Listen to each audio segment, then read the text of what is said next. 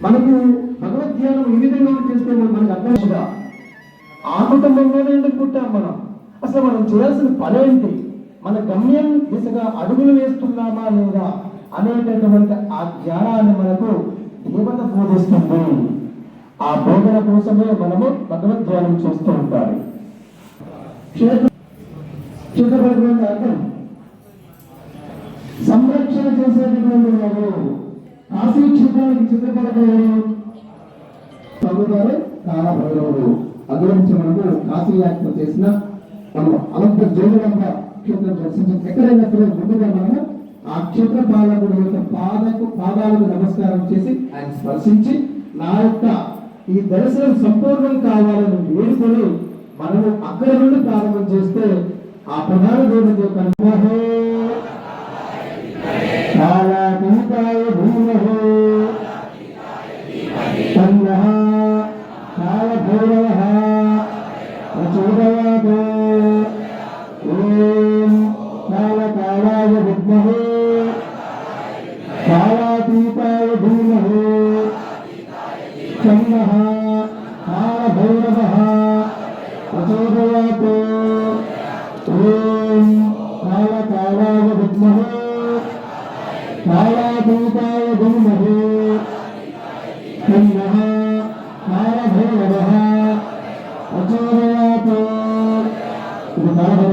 అందరూ కూడా పాల్గొనవచ్చు. స్వామివారి యొక్క ముఖ్యమైన మొత్తము ఒక విగ్రహ ప్రతిష్ట అందరూ కూడా ప్రతిష్ట సమయంలో స్వామివారిని అందరూ స్పర్శ చేయవచ్చు.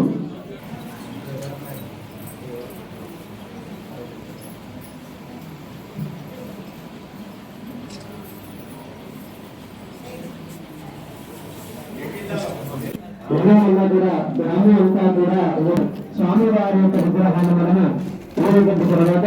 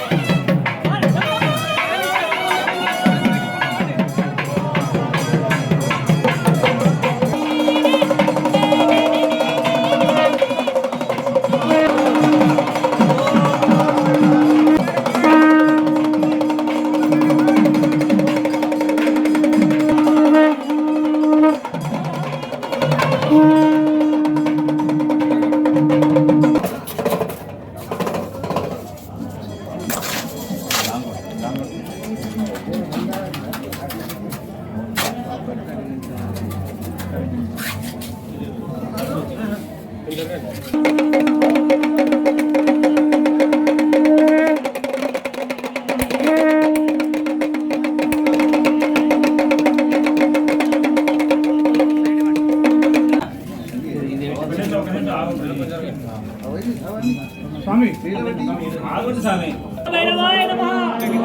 కాల భైరవాయ నమః. ఓం శ్రీ కాల భైరవాయ నమః.